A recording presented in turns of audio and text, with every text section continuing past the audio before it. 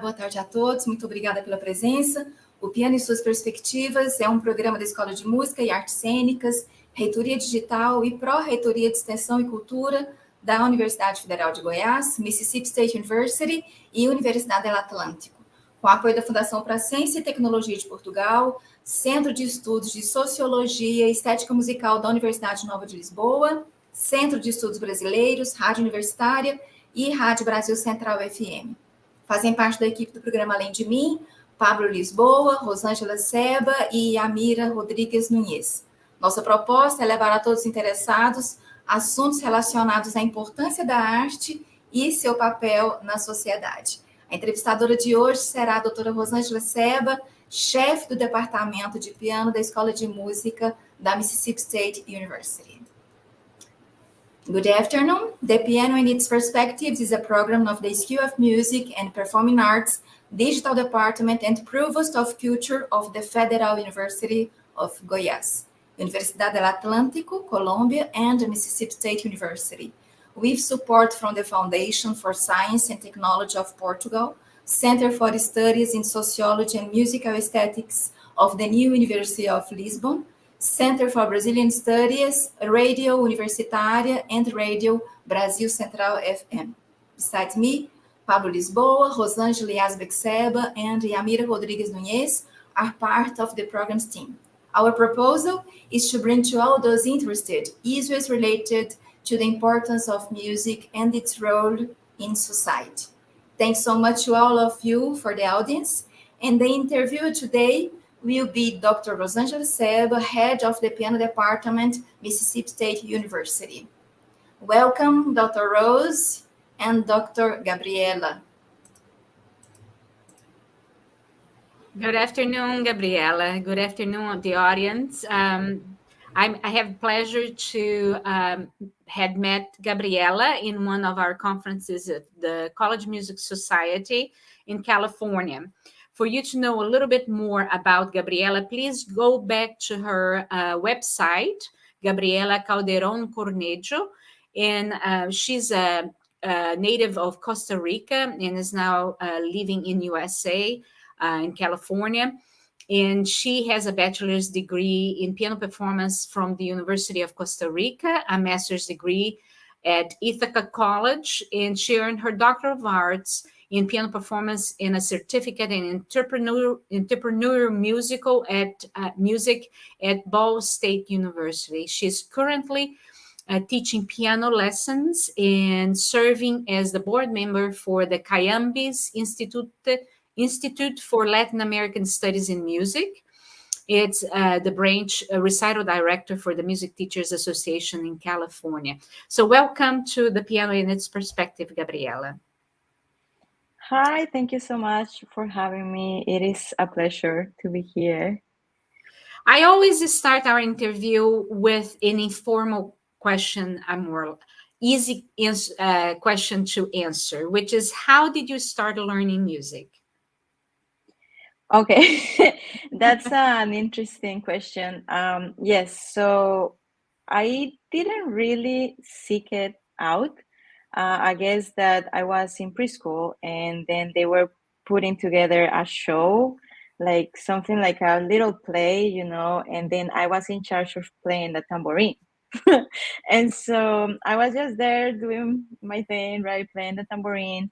And then afterwards, after the show and everything, the teacher came to my parents and she told them, oh, I think, she has aptitude for music. So why don't you enroll her in a music classes or something like that? And so at the time, my parents enrolled me in a school that it's a school in Costa Rica, but it's for all grades from first grade to 11th grade. So it's middle school, elementary school, middle school, and also high school. And so it's based on interdisciplinary purposes. So for example, in the morning, we will have academic classes like science and math, Spanish, and things like that. And starting at 1 to 4 p.m., we will have theater, music, dance, literature, and more artistic classes. And so, of course, I started with music, and then I got into the piano first, I didn't really like the piano much. It was not my instrument, but I kept doing it. My parents really wanted me to play the piano. And then I started playing saxophone, and I was very passionate about saxophone. But then as the music got more complex with piano too, I got more excited as well. And all the possibilities that you can do, right, with a piano, I got excited about that too. So I studied saxophone for more than 10 years. I actually started my bachelor's in both saxophone and piano, but at some point it was just unsustainable. It was very, very hard because it was a lot of ensemble playing and a lot of practice time, right, for both instruments. So I decided to drop the saxophone and just kept going with piano, and I think that was the right decision for me. But yes, that's how it summarizes my experience, I guess. So how is the music education in Costa Rica?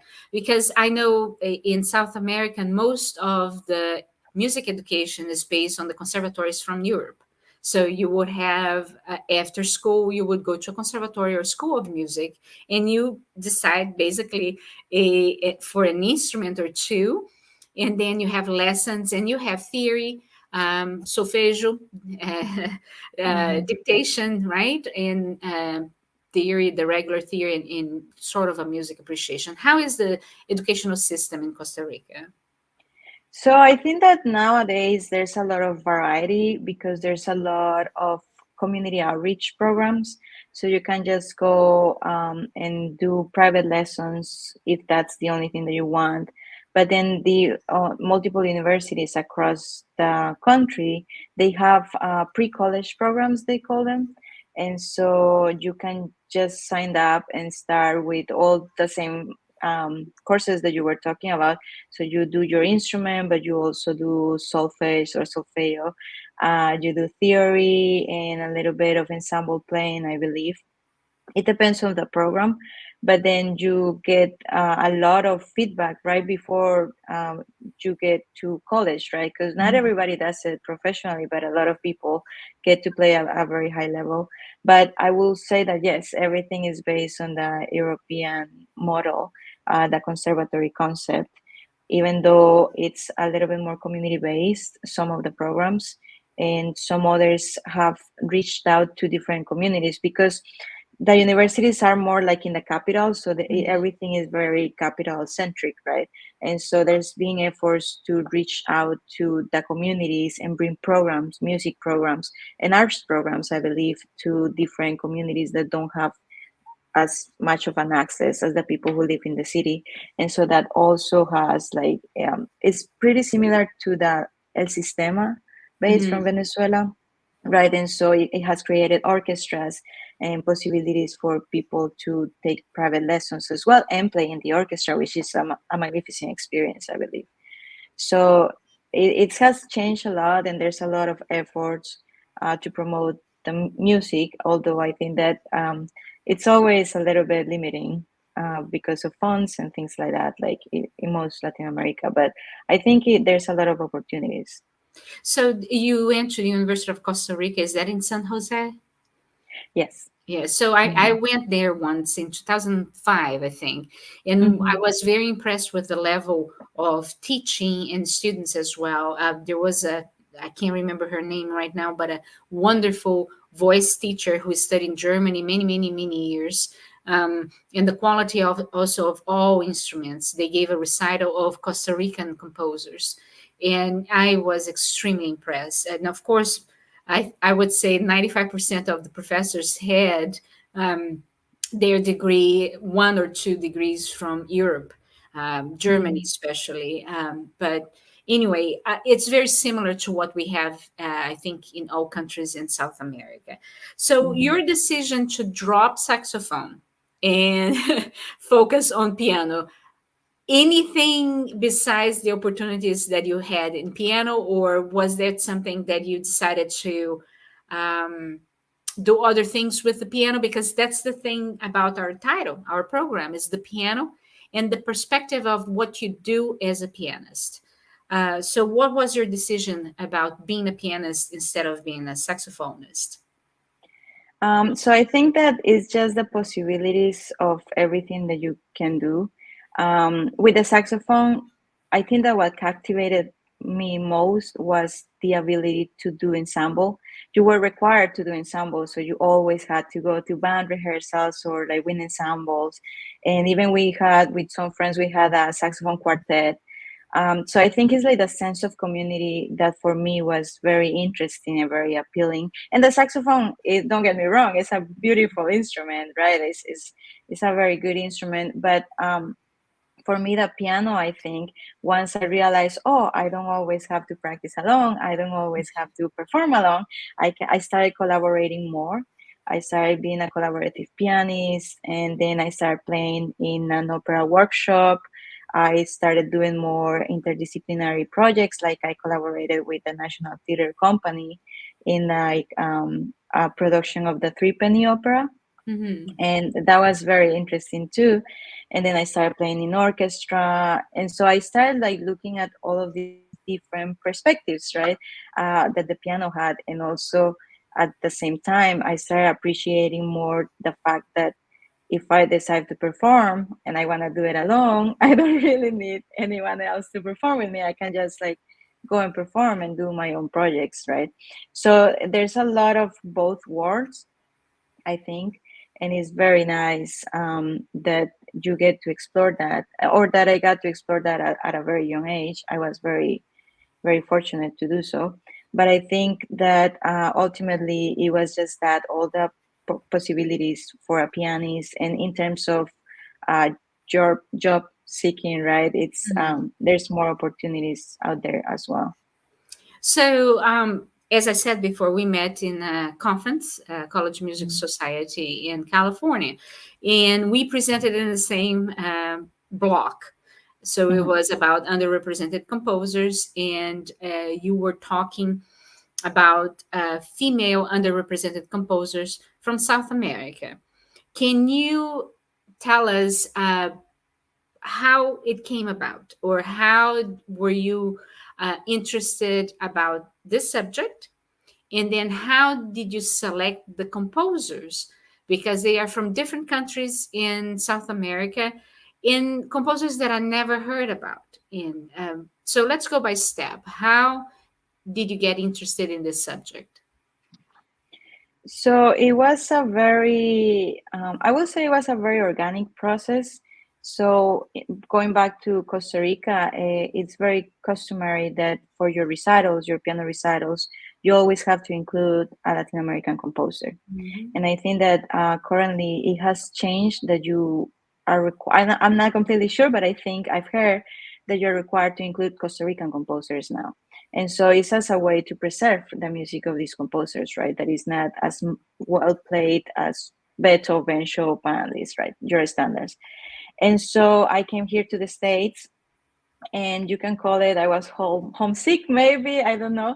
I was in Indiana, right? So I was trying to keep that costume, right, and include Latin American music in my recitals.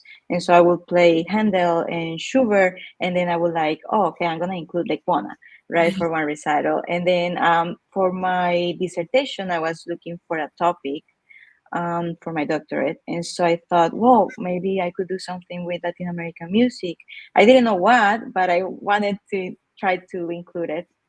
And so I started looking at anthologies, and then I was kind of shocked about the lack of inclusion of women composers.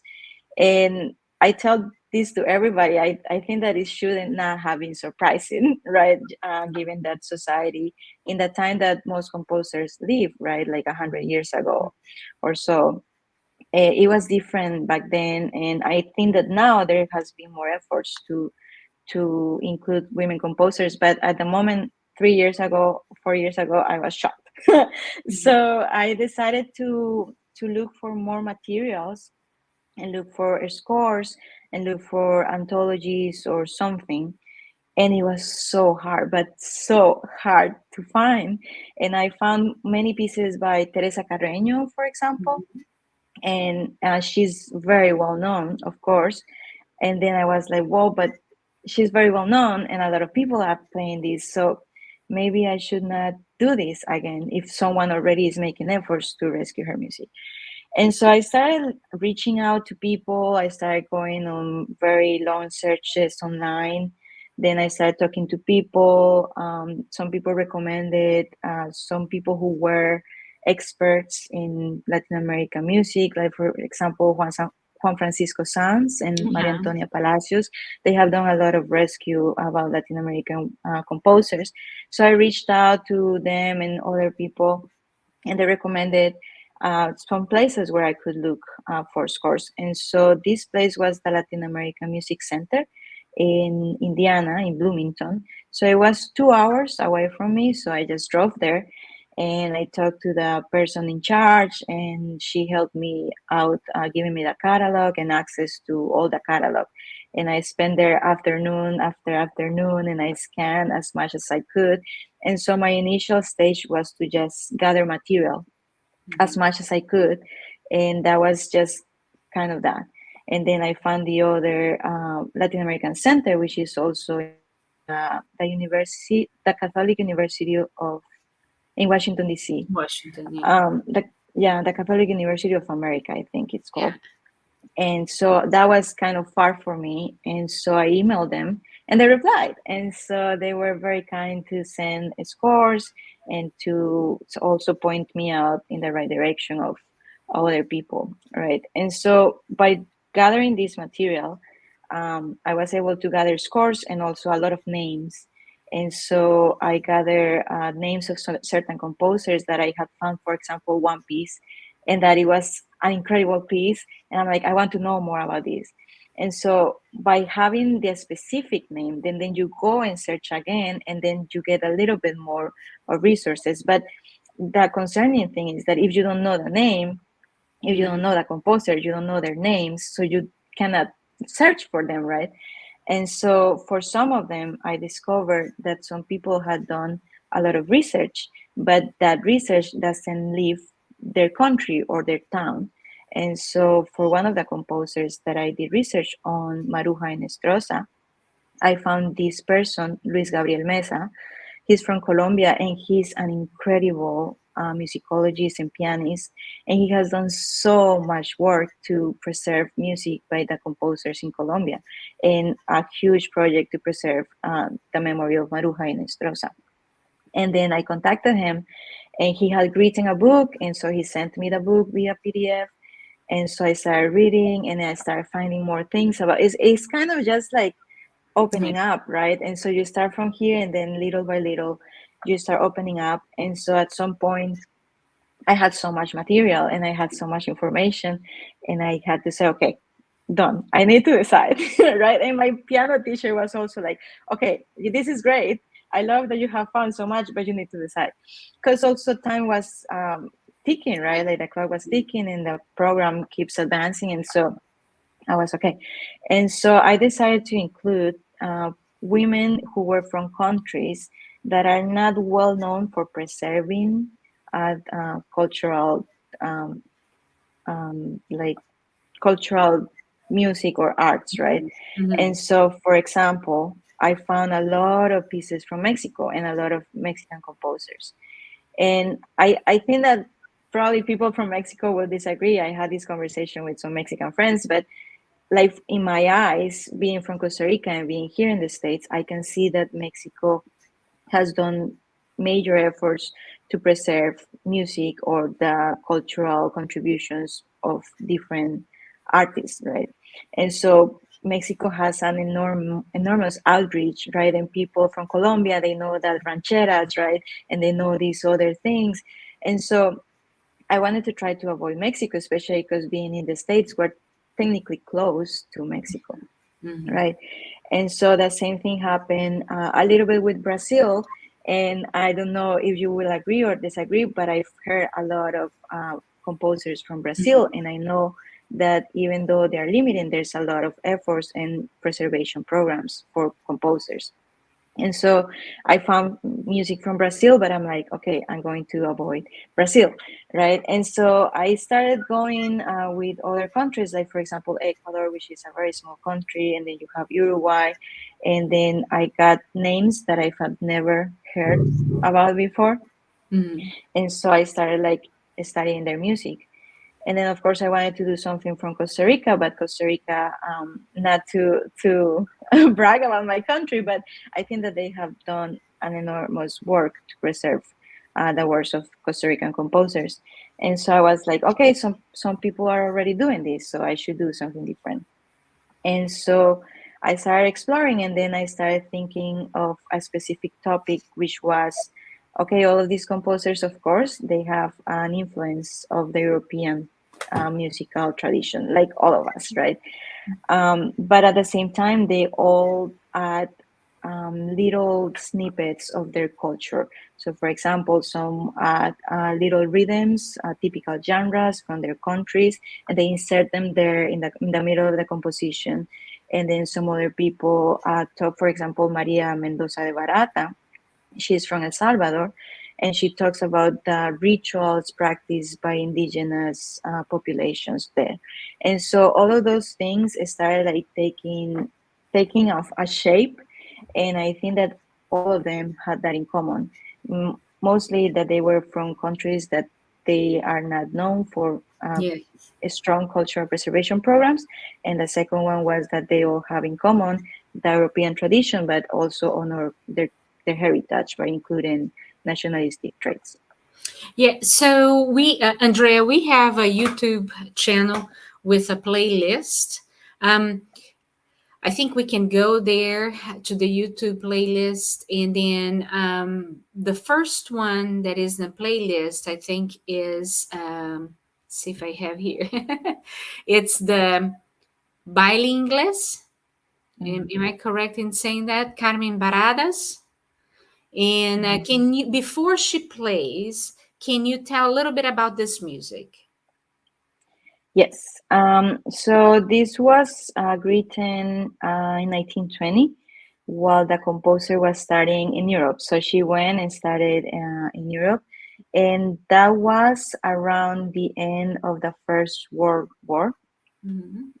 And so she was living in this kind of aftermath of tragedy, and she was inspired by the little kids who had to deal with war, right? Like the conflict of war and living and growing up in a world where there's a war. And so she wrote it in 1920 and dedicated it to those kids. But the nationalistic trait that she included was the pentatonic scale, which is known to be the pre-Columbian indigenous scale, right?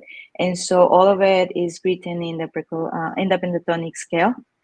And for her, it was very important to add different sonorities. So she's known for trying to get more reverberance in her sound and explore different sounds. And if you listen to it, you'll notice that the pedal is constantly there. There's a lot of ostinatos, there's a lot of big chords, and it's just like full. The sound is very full and reverberant. All right. So let's hear Bilingues by Carmen Baradas, South American composer, female composer.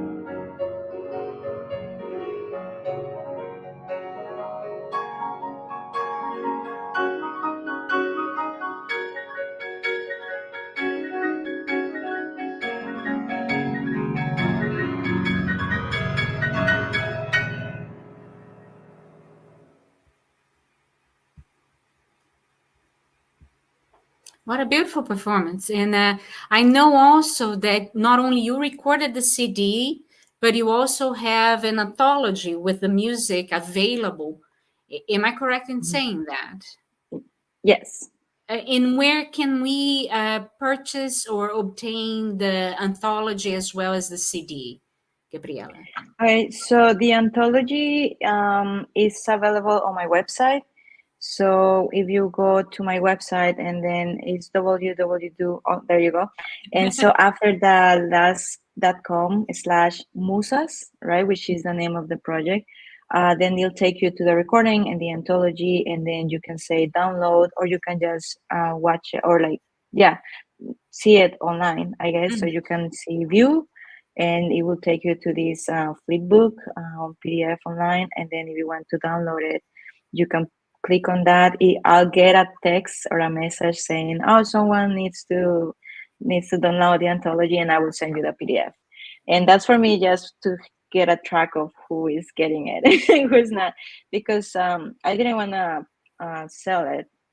And I think that is important that it's available for everybody for free. So it's for free, and the music is available on all digital platforms as well. So how did you get the music from? And where? I know she's from Uruguay. Am I correct saying that? Carmen Baradas is from Uruguay. And what part of Uruguay is she from? She's from Montevideo. Montevideo, the capital. So in that case, how did you get in touch with the family or whoever has the copyrights of the music? Yeah, the copyrights is a very a very good area, especially because there's not the same problem, the lack of preservation. But Carmen Barradas, she didn't have kids, and so she had a best friend. Her name was Nefer Kroger, which she was an amazing pianist and an amazing musicologist. And so she passed away sadly, but her daughters, so she was Carmen Barrada's best friend. So the daughters of her best friend dedicated a Facebook page to the preservation of Carmen Barrada's memory. And then I just messaged them. I found them and I messaged them, and they were very kind to share a book that they actually wrote with all the documents and all the articles that Nefer Kroger had written on Carmen Barradas. And I know that they were working on publishing it, but it's also in Uruguay, right? So even from the States, you could not buy it.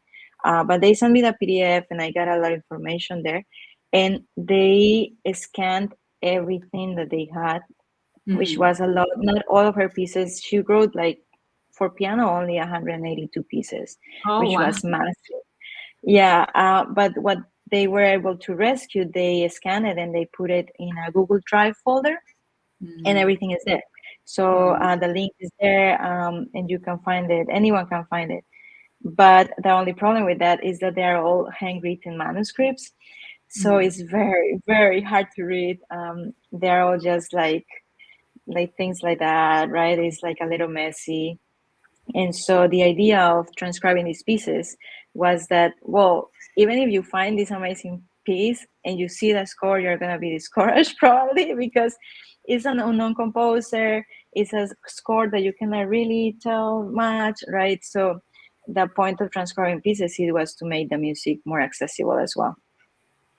And the second piece that I wanted for us to listen is called Nahualismo, which is from El Salvador. Am I correct in saying that? And yes. What's her first name? Barata? Maria Mendoza de Barata.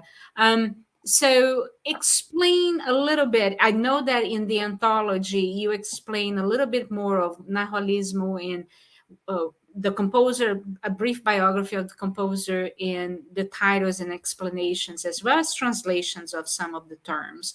So can you talk more about the Nahualismo? Yes. So Nahualismo I feel like is one of a kind in this group because it was conceived as a ballet for piano. And so it's supposed to be danced to, right? Which makes it very interesting. But it was inspired by rituals practiced by indigenous cultures from Mesoamerica. And so the rituals follow an animal-centric religion, which consists of the soul or spirit of a person being intimately linked to a real or fantastic animal. And this animal is supposed to guard you and protects you, and they just are with you always. You are supposed to be born with that animal. And this animal, they call it Nahual. It's like the first letters of the piece, Nahual. And so it watches over this person forever. But the problem was that because there's some mysticism and there's like some sorcery in the rituals, that conquistadors thought that there was a presence by the devil in this whole practice.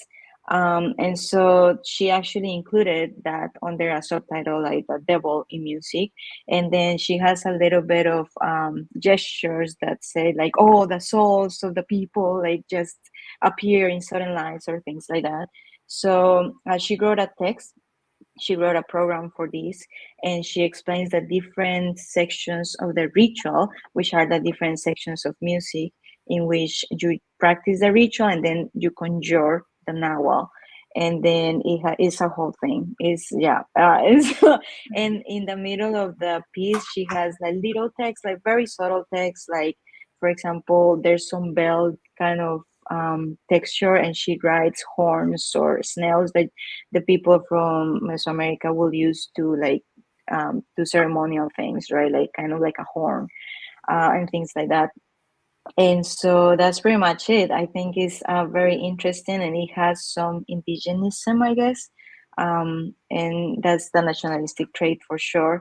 But it's very European, like, I guess, in terms of the harmony and in terms of like the way that it's structured as well.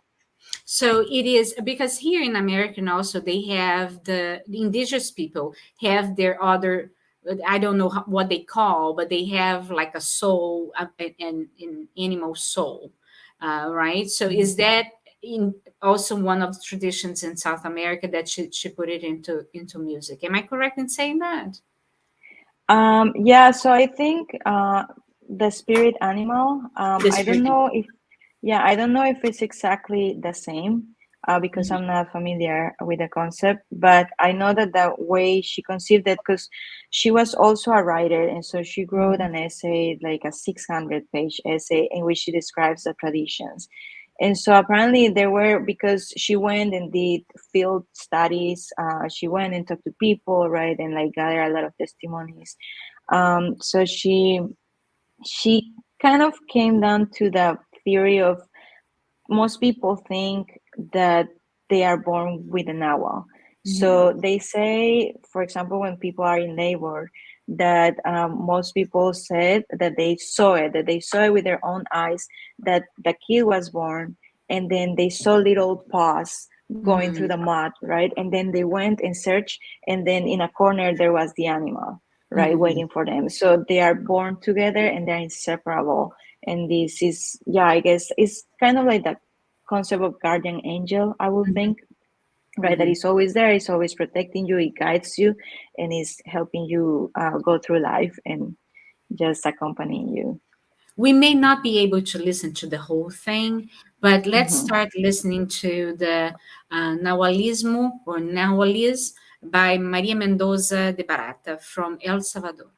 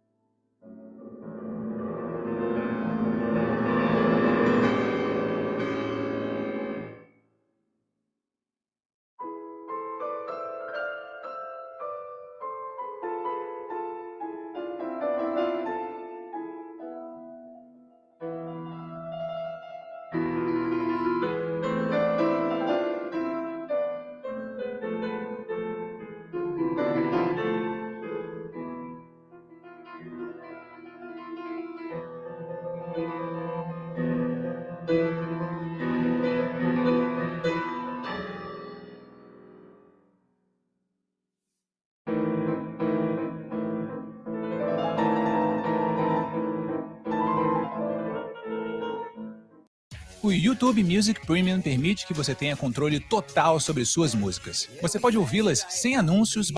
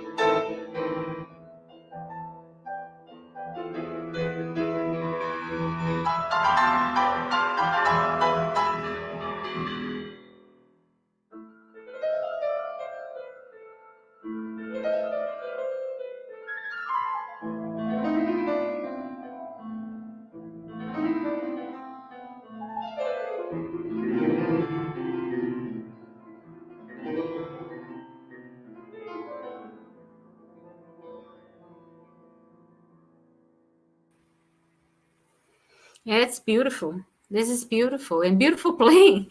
I was following with the score, and it's not easy. Were you the one that digitalized the scores as well? Put it, yeah. It is not easy sometimes even to write that on an app and then make it easier to read or easier to play. It is not easy at all. Yeah.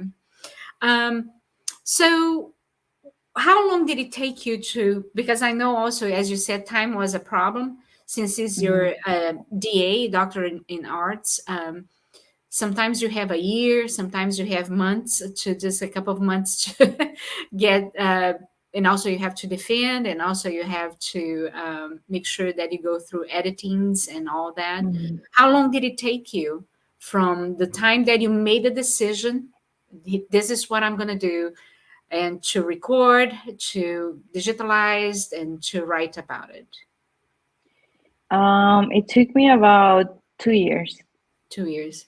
2 years. I started, once I made the decision, I started in 2018, and I started practicing it, and I started performing it, and I started recording. So I recorded in 2 different years. I recorded 4 pieces in 2018, and then the remaining 3 in 2020. But one thing that was advantageous for me was, and this is terrible to say, but it was the pandemic, right? That everything closed down. Everything was definitely online. And then I was already done with my coursework, even like my comprehensive exams. I took them, and the day after, everything shut down. And so I was pretty much done. I had 1 recital left, and so I could practice from home. But most of my time was dedicated to transcribing. Transcribing, more than performing, I think, or practicing, it was the most time-consuming thing, because you have to make sure that everything is there. And because no one knows the pieces like you when you play them, right? You know that you cannot count on anyone to like review them, right? You can count on people like playing them through, and I had a couple of people playing through, like side reading and making sure that everything sounded correct. But even now, like I just reviewed it maybe a month ago, and I found something that I was like, 1 note, like 1 sharp or something like that, right? So I'm constantly revising it.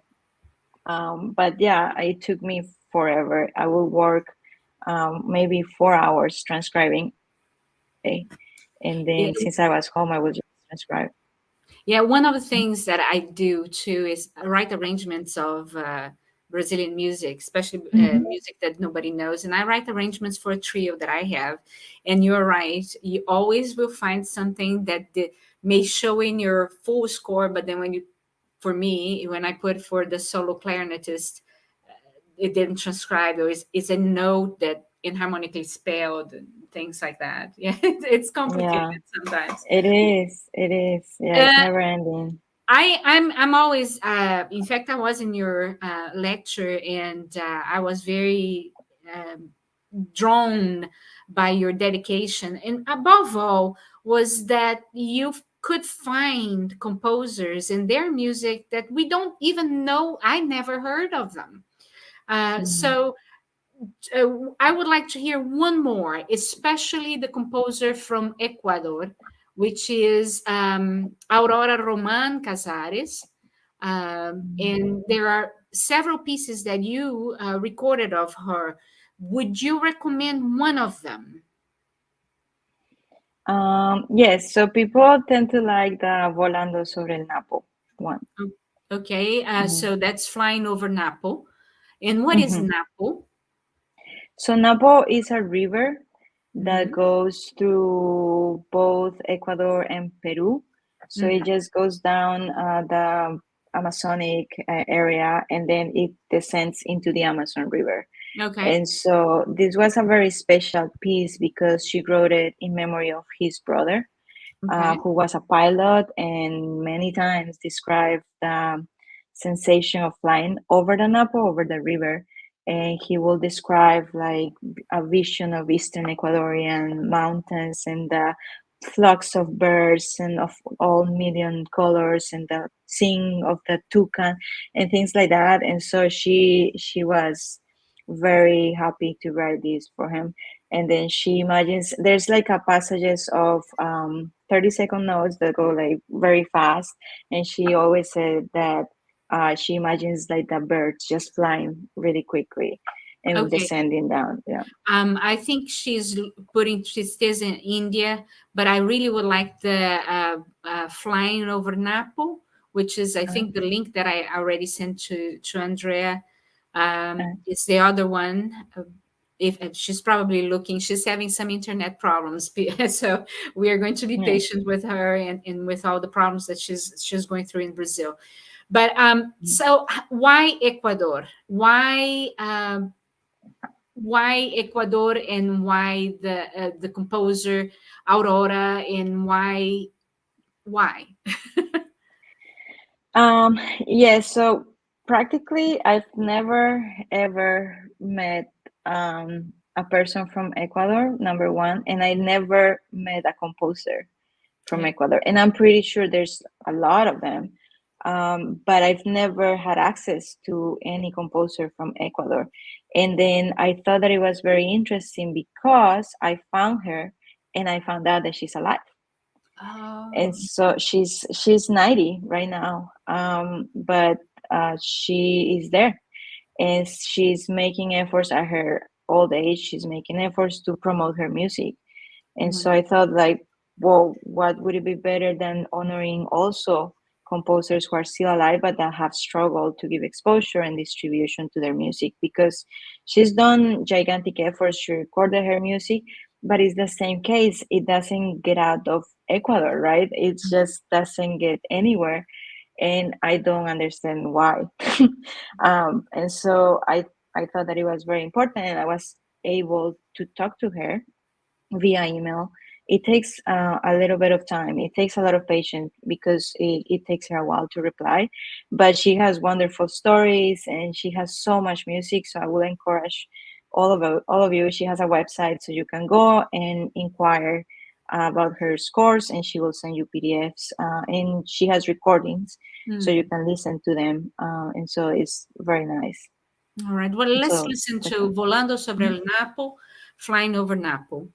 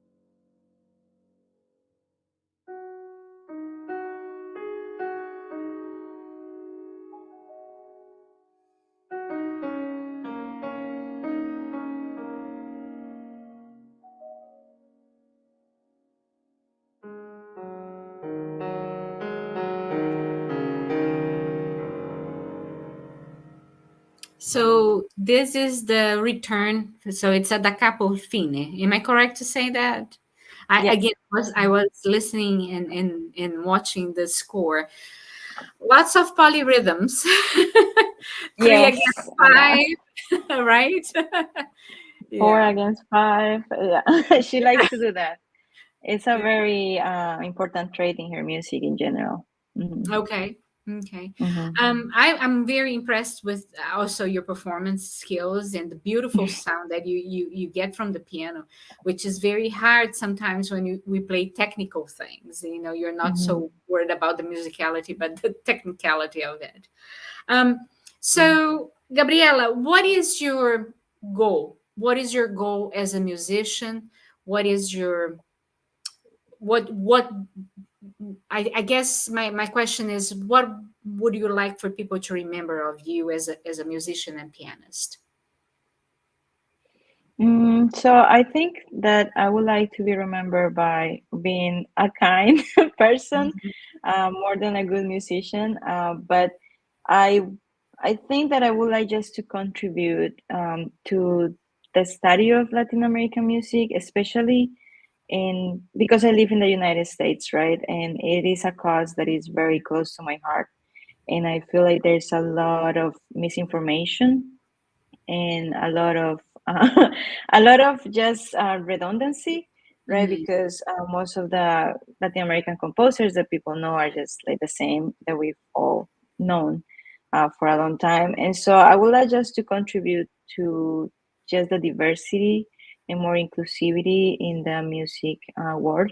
And I think that for me, my cause is Latin American music because that's what it resonates for me. But I know that there's a lot of people doing the same thing for Native American or for Black composers as well. So I think that the world is just changing, and everything is like going towards more inclusivity. And I think it is important. It is important to honor different people's heritages and have just options, right? So I think that's how I would like to contribute. So I think that's my goal. And don't get me wrong, I love to play the more traditional repertoire as well. I just think that in terms of recording, right? Recording something like, I don't know, some Beethoven sonatas. I'm like, I think that someone can have, people have done that and they'll probably do it better than I could do it. So honestly, let's just like do something different and let's contribute in a different way. So I think that that's my goal.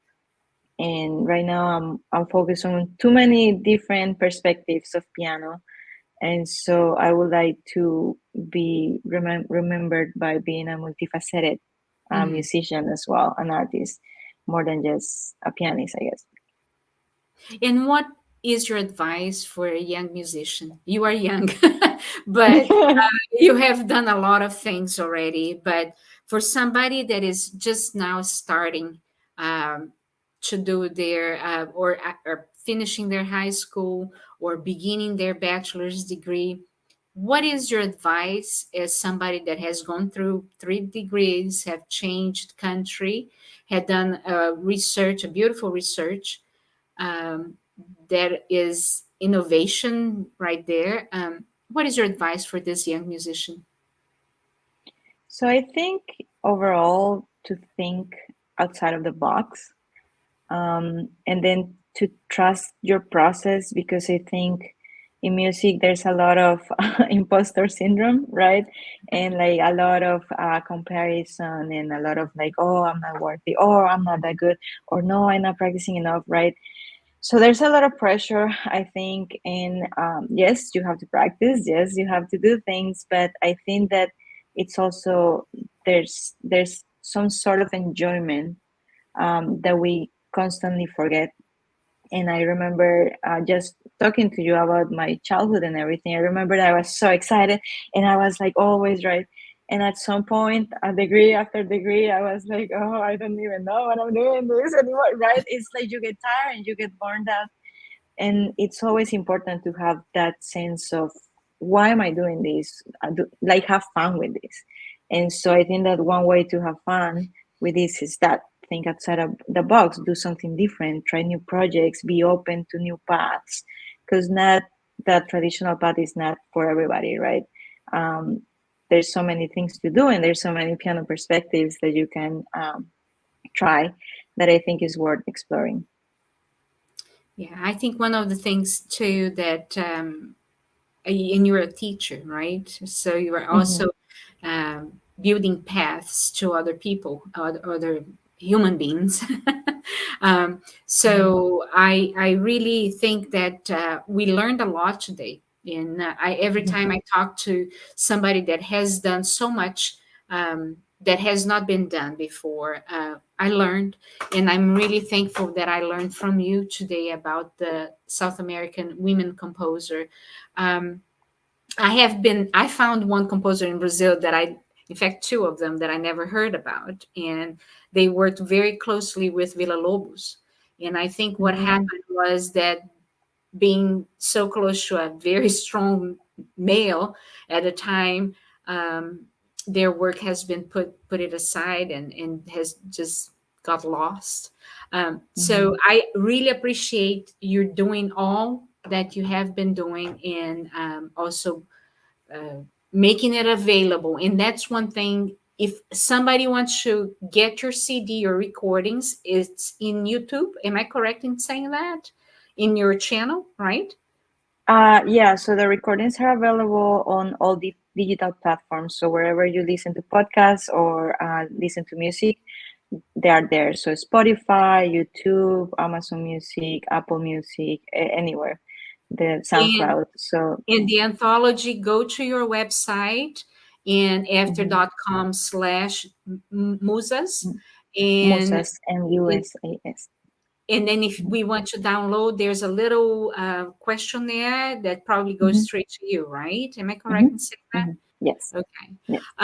So I really appreciate all that you have done, and I hope that our paths can cross again.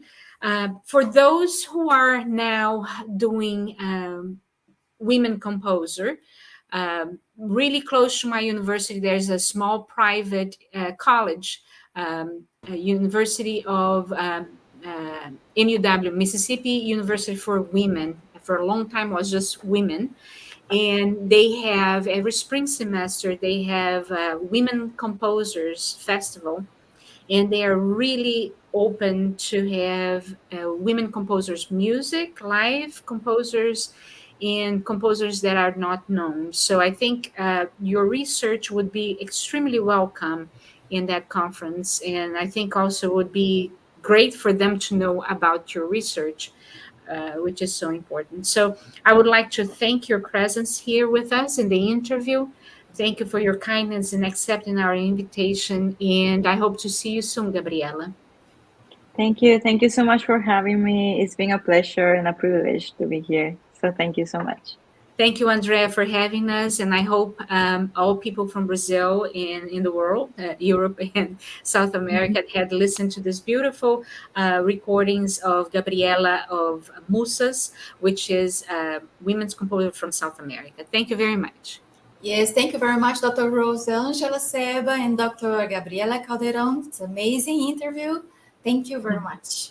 Thank you. Bye-bye. Muito boa tarde a todos, muito obrigada pela presença. O Piano e Suas Perspectivas é um programa da Escola de Música e Artes Cênicas, Reitoria Digital e Pro-Reitoria de Extensão e Cultura da Universidade Federal de Goiás, Mississippi State Universrity e Universidad del Atlántico, com apoio da Fundação para a Ciência e Tecnologia de Portugal, Centro de Estudos de Sociologia e Estética Musical da Universidade Nova de Lisboa, Centro de Estudos Brasileiros, Rádio Universitária e Rádio Brasil Central FM. The Piano and its Perspectives is a program of the School of Music and Performing Arts, Digital Department Provost of Culture of the Federal University of Goiás, Universidad del Atlántico, Colombia, and Mississippi State University, United States, with support from the Foundation for Science and Technology of Portugal, Center for Studies in Sociology and Musical Aesthetics of the New University of Lisbon, Center for Brazilian Studies, Radio Universitária, and Radio Brasil Central FM. Besides me, Pablo Lisboa, Rosângela Seba, and Yamira Nunes are part of the program's team. Our proposal is to bring to all of those interested issues related to the importance of music and its role in society. Thanks so much to all of you for the audience. See you next week. Thank you very much.